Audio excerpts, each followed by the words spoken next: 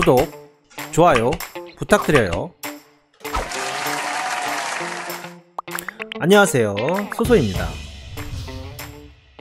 짜르님 모자에 빵꾸가 났대. 잠깐만, 다시 한번. 이게 약간 우는 모습을 형상화한 모자예요. 고스트 캡이라고 귀신 이렇게 입이랑 머리에 눈이 있어요. 오늘은 차트를 좀 보죠. 차트가 너무 미친 것 같아서. 네. 여기 저번 이 쌍봉을 찍을 때 상승으로 이때 분명히 저항선을 넘었단 말이야.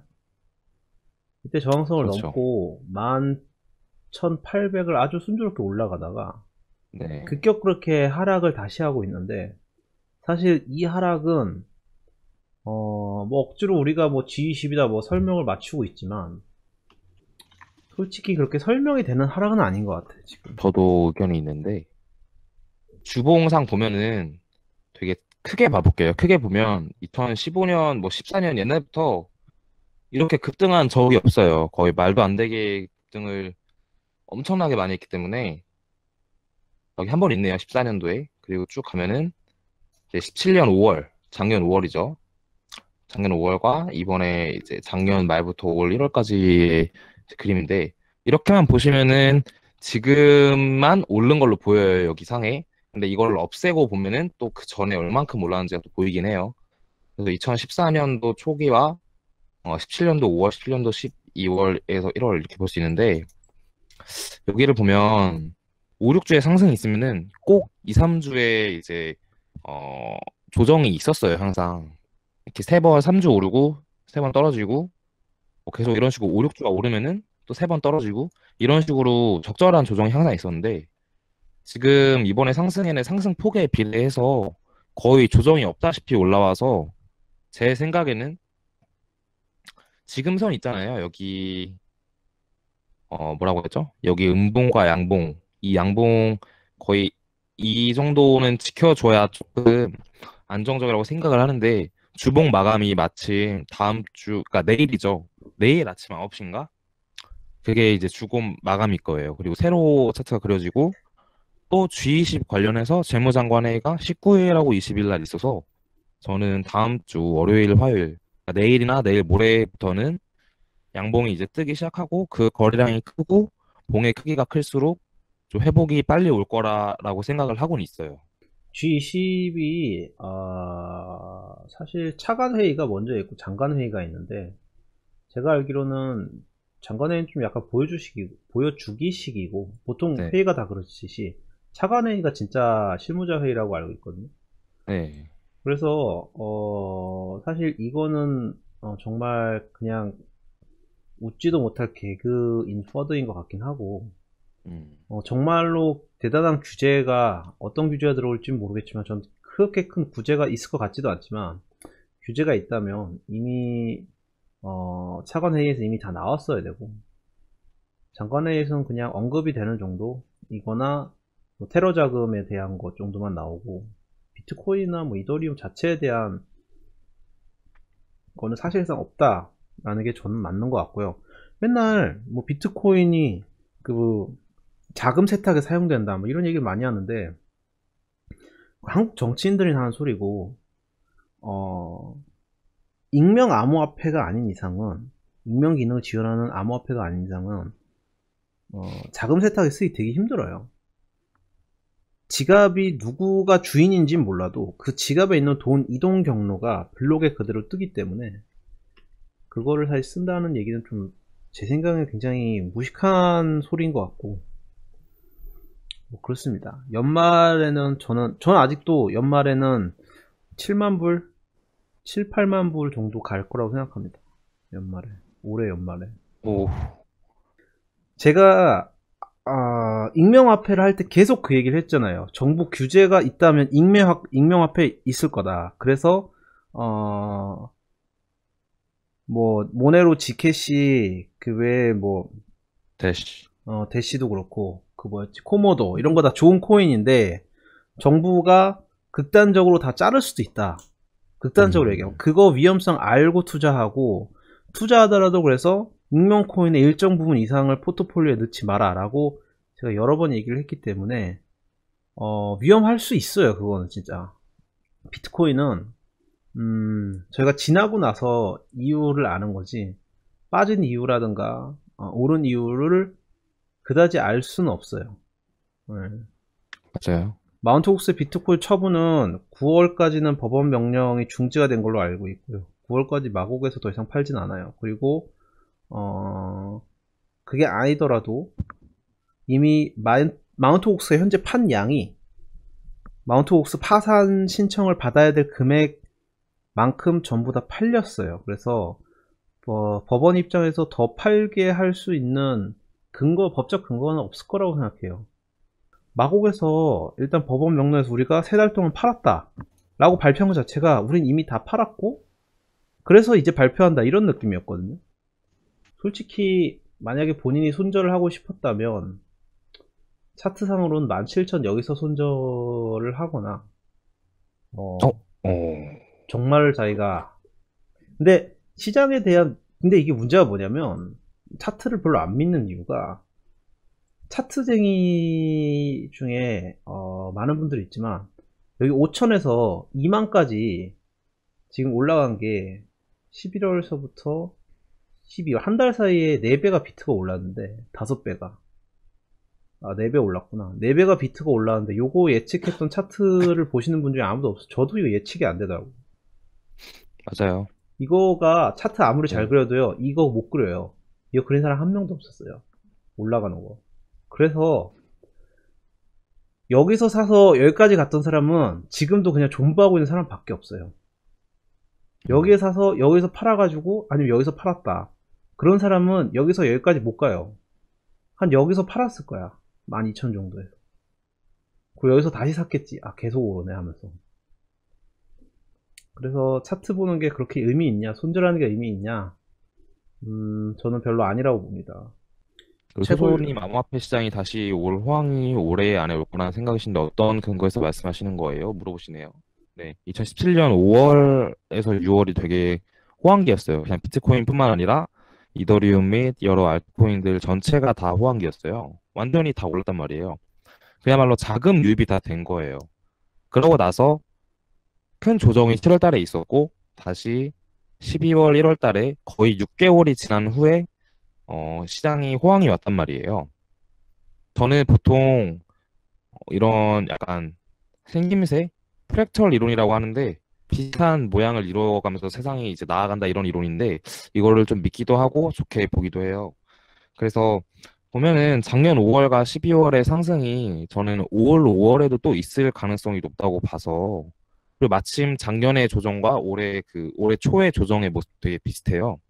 그런 걸 봤을 때는 올해 여름에도 다시 호황이 또 오고, 여름이 지나서 이제 조정이 또 가을에 오고, 겨울에 또 한 번 호황이 올 수 있다 이런 식으로 생각을 하고 있어요. 그리고 좀 추가를 해볼게요.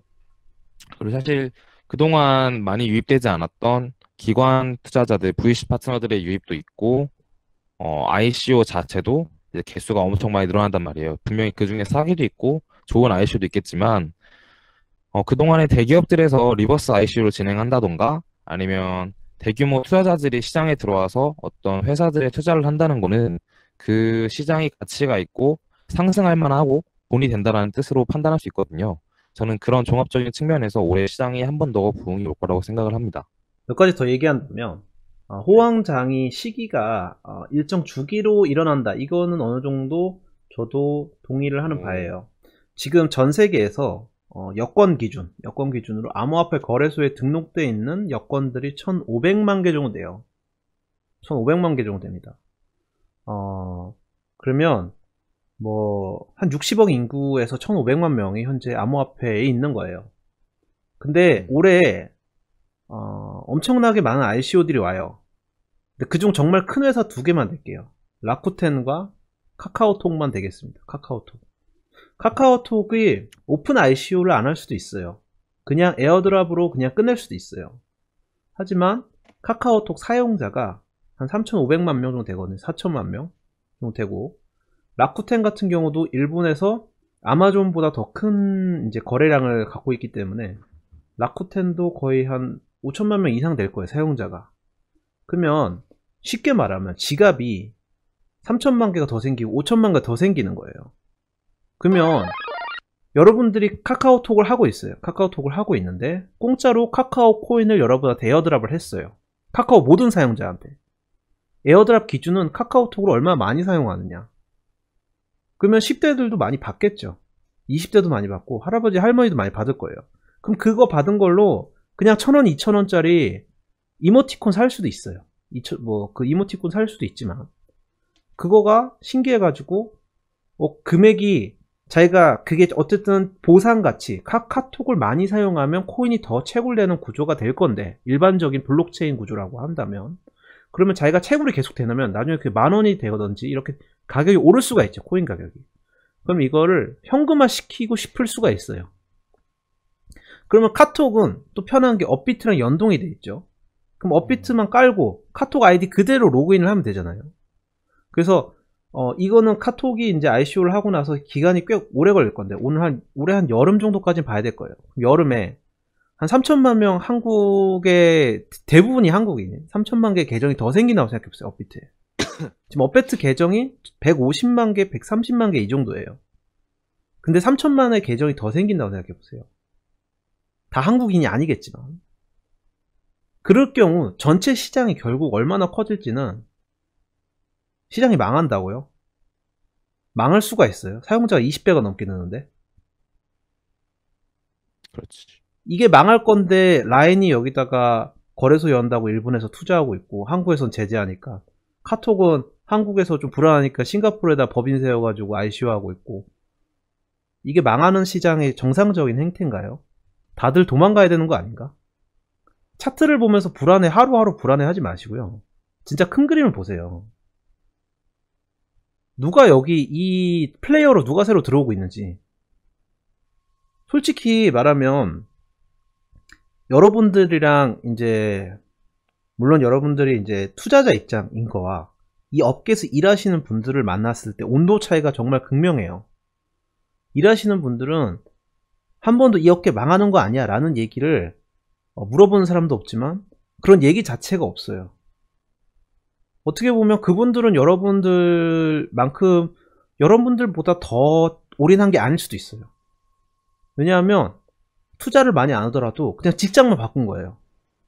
어떻게 보면 직장 바꾸는 게 뭐 몇 억 투자하는 것보다 더 손해가 작을 수도 있어요. 근데 그분들 중에선 이걸 걱정하는 사람이 없어요. 왜냐하면 지금도 여긴 인력이 너무 부족하고 더 좋은 사람들이 계속 들어오고 있고 좋은 기업들이 들어오고 있기 때문에 뭐 저도 특별히 걱정할 필요는 없다고 봅니다. 코인 얘기를 할 때 제일 많이 이제 강사들이 얘기하는 것 중 하나가 우버 얘기예요. 우버는 정말 짧은 기간 안에 한 4, 5년 안에 세계적인 회사가 됐어요. 세계적인 회사에 되는데 성공을 했는데 우버가 맨 처음에 그 샌프란시스코인가 거기서 시작을 했어요. 택시 뭐 20대 뭐 이렇게 시작했을 거예요. 카메라 이거 얼굴 인식해놔서 그래요. 한 20대 정도로 시작을 했을 텐데 처음에 우버를 했던 그런 택시 드라이버들 그 사람 자기 자차로 했겠죠. 택시로 안 하고 그분들에게 대한 아무런 보상도 현 주식 회사 기준에는 없다. 즉 우버 초창기 때 투자했던 벤처 캐피탈들은 돈을 많이 벌었겠지만 우버에서 처음 일했던 사람들 그 사람들한테가 쥐분이 가는 게 아니잖아요. 그 사람들은 전혀 보상을 받지 못했다. 근데 우버가 만약 블록체인 위에 있었다면 그러면 어떻게 됐겠냐. 그러면 우버 토큰을 만들어서 그 우버 드라이버들은 금액을 결제받을 때 카드 결제를 받는 게 아니고 우버 토큰으로 결제를 받았을 것이고 그 토큰의 일부는 생활비로 바꾸고 나머지 토큰은 자기가 우버가 미래가 있는 회사로 생각하면 적금 개념으로 냅뒀다가 5, 6년 뒤에는 다 평생 일을 안 할 정도 돈을 벌었을 수도 있어요. 그래서 블록체인이 더 나눠주고 쉐어링하고 디센트럴하고 더 좋다는 거예요. 일반 주주회사보다. 근데 이게 네트워크 마케팅이랑 뭐가 다른지 사실 같은 면이 많아요. 왜 그러냐. 여러분들이 우버 토큰을 들고 있다고 가정해봅시다. 서울에서 우버가 한국에서 합법이라고 가정을 하고 그럼 여러분이 택시가 있고 우버가 있다면 택시를 잡겠어요? 우버를 부르겠어요? 당연히 우버를 부르죠. 왜냐? 내가 우버 토큰을 들고 있고 내가 우버를 쓰면 우버 토큰의 가치가 올라가니까. 그게 사실은 네트워크 마케팅이에요. 그렇다고 우버 토큰이 다단계는 아니에요. 시총 상위 10위 정도만 투자해도 된다고 생각하는데 왜 ICO 계속 발굴하시면서 투자하는지 궁금하네요. 안전하게 하려면 어떻게 보면 비트코인, 이더리움만 들고 있어도 되겠죠. 근데 일단은 ICO를 공부하시는 분들도 있고, 제가 ICO 공부하는 게 제일 재밌어요. 제가 재밌어서 어떻게 보면 직장을 옮기려는 거기 때문에 저한테 가장 잘 맞는 게 이거라고 생각해서 이거를 하는 거고, 더 하이 리스크인 건 맞아요. 하이 리스크인 건 맞아서 좀 금액을 제한해서 하고 있는 것도 맞고요. 비율적으로. 그렇지만 차트 공부가 또 다르게 분석을 해가지고 이게 대박이 났을 때 쾌감이 또 다르기 때문에. 원화, 달러 등등의 이제 법정 화폐가 페어링이 될수록 시장에 미치는 영향에 대해서 제가 오늘 말씀을 좀 드려볼까 해서 가지고 왔는데, 주제로 이 부분이 이제 이더리움, 비트코인의 상관관계도 좀 포함이 돼 있어요. 그러니까 법정 화폐들이 많이 이제 들어올수록 시장에 이더리움의 가치는 더 올라가고, 이더리움뿐만 아니라 이제 다른 알트코인들이 도미넌스 그 점유율 자체가 이제 높아질 가능성이 높다고 생각을 해요. 근데 아직까지 원화와 뭐 JPY 그 일본 화폐와 엔화와 달러 등등 이제 더 많은 화폐들이, 법정 화폐가 바로 시장에서 이더리움도 살 수 있고 뭐 이오스 뭐 등등 이제 알트코인을 살 수 있어야 그 시장은 약간 진입 장벽이 낮아지고 비트코인의 그런 힘이 좀 많이 없어진다고 생각이 되는데, 지금은 아직 비트코인으로 이제 알트코인 거래를 하는 시장이 아직 더 많다 보니까 이더리움보다는 아직은 비트코인의 그 위세가 세고 또 시장 점유율 자체가 높은 것 같아요. 그리고 그게 맞아요, 지금은. 그래서 나중에 법정 화폐가 더 많이 바로 즉각적으로 알트코인을 살 수 있는 시장이 되면은 이더리움이 이제 넘을 수 있다, 비트코인을. 저는 이런 식으로 생각을 하고 있습니다. 그렇게 생각은 안 하고요, 저는. 왜냐하면 작년 6월에 이더리움이 비트 시총을 한번 넘었던 적이 있어요. 3일인가 3시간인가 잠깐 넘고 바로 망했는데, 이더리움의 스케일링 이슈가 해결되는 즉시 이더리움은 비트코인의 아성을 위협할 거예요, 다시. 지금은 스케일링 문제가 있어가지고 속도가 안 나오는 가장 큰 문제예요. 근데 그쵸. 이더리움을 계속 저도 이제 비트 위주로 안 들고 이더 위주로 들고 있잖아요. 네. 그게 이제 결국은 기술의 발전 한계상 비트코인이 결국 쇠퇴될 수밖에 없다라는 마인드가 있는 거예요. 기본적으로 차트 기준이 아니고 기술력 기준으로 봤을 때. 네, 그런 게 있고요. 아담 해시드 얘기 아까 안 했는데, 저 해시드 분들 전부 다는 아니지만 몇 분들이랑 친해요. 거기 파트너 분이 6분인데 그중 몇 분이랑 친한데, 해시드는 한국에서 2017년도에 가장 수익률이 좋았던 크립토 펀드예요. 한국뿐만 아니라 전 세계로 봐도 거의 1위, 2위 할 거예요, 수익률이. 1년 기준으로 봤을 때.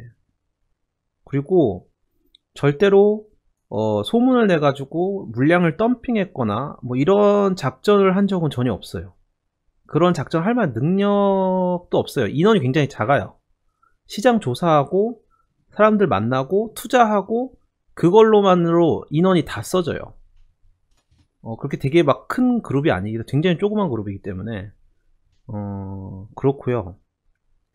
그래서 가끔씩 나쁜 얘기를 하시는 분들이 있는데 그거는 업계 1위에 대한 견제라고 저는 생각합니다. 실제적으로 해시드는 굉장히 윤리적으로 경영을 하고 있고요. 너무 과하게 윤리적인 면이 있을 정도로. 그래서 투자도 꼭 수익성을 보고 투자하는 것보다는 이 코인 생태계에 좋은 ICO에도 투자를 많이 해요. 그런 걸 좀 생각하시고 너무 소문을 믿지 마세요. 예. 이오스 6월쯤 10만원, 15만원. 비트가 저도 예언했던 거라서 살짝 갑자기 생각나네. 한 13,000까지 오른다고 보니까 올라갈 것 같아요. 아직도 10만원, 15만원 정도. 10만원 정도는 올라갈 것 같아요. 저는 한 6만 원 정도 그럼 얘기할게요. 6월에 6만 원. 아니요. 10만원 이상은 찍는다고 봐요. 아니, 근데 오. 조건이 하나 있어요. 조건 뭐냐. 메인넷이 연기되면 안 돼요. 그건 중요하죠. 그건 진짜 중요해요. 메인넷이 혹시라도 연기가 되면 벤이 일을 안 해가지고 뭔 이유든 간에 그러면 엿되는 거예요. 사실 지금 시장에서는 뭐 이건 개인 주관이지만 비트코인 도미넌스가 저 솔직히 45%에서 50% 사이는 유지를 해야 한다고 생각을 해요. 왜냐면 전 세계적인 국가들의 화폐 종류가 굉장히 많은데 지금 시장은 어쨌든 보면 1위가 이제 엔화고 2위가 달러, 3위가 우리 한국 돈이죠. 코리아 원, 그리고 유로, 뭐 러시아 이렇게 있는데 아직 전 세계 시장이 많이 전 세계 법정 통화들이 많이 시장에 참여하진 않았단 말이에요. 이런 관점에서 보면은 지금은 일단 비트코인의 도미넌스가 좀 더 높아야 맞다고 생각이 들고, 그러니까 들어온 자금들의 그 출처는 한계성이 있으니까. 그리고 나중에 이제 전 세계에 많은 유럽이나 뭐 아프리카나 이런 동남아에도 거래소가 많이 생기고 그들의 법정 통화가 들어올 때야 이제 비트코인의 도미넌스가 조금씩 떨어지는 게 제가 생각하는 경제 관념에선 좀 맞다고 생각이 들어요. 어쨌든 45%에서 50% 정도는 도미넌스가 유지를 했다가 또 내렸다가 그 정도는 왔다 갔다 해줘야 한다라는 게 제 개인적인 의견입니다. 그다음 비트 도미넌스는 사실 저는 여기 한번 급격하게 떨어질 때가 있었잖아요. 이게 시기적으로 보면 2017년 초반부터 비트코인 도미넌스가 엄청나게 줄어들었잖아요. 이게 이런 게 한번 더 올 거예요. 올해 안에 제 생각에는. 이게 떨어졌던 이유가 이더리움이 오르면서 이게 떨어졌어요. 비트코인 또 도미넌스 떨어졌던 게. 근데 제 생각으로는 이오스와 이더리움이 올해 많이 바뀌면서 이 도미넌스를 많이 차지할 거라 생각해요. 그걸 많이 대체가 되지 않겠냐라는 게 제 생각이에요. G20 선언문이 나왔나요? 어느 분이 올려주셨네. 결국 아무 얘기도 없는 거잖아요. 그러니까 암호화폐가 금융 시스템 효율과 통합을 개선할 잠재력을 지니고 있다. 하지만 투자자 보호, 탈세, 돈 세탁, 테러 자금 조달 등의 문제를 제기하고 어느 시점에는 금융 안정에도 영향을 미칠 수 있다. 즉 아무 얘기도 없는 거 아니에요. 원래 했던 얘기 다 그대로잖아요. 텔레그램 CEO 분이 나와서 텔레그램 팀을 끌고 하는 게 아니고 텔레그램의 CSO를 하는 분이 텔레그램 CEO랑 싸워가지고 나와가지고 모집을 시작한 거예요. 그래서 텔레그램 쪽 개발자들을 그렇게 많이 뭐 데리고 나올까 이런 건 절대 아니고요. 이게 최악의 경우는 시총이 지금 엄청 높잖아요. 텔레그램 이름을 걸고 텔레그램 ICO를 따로 할 수도 있어요.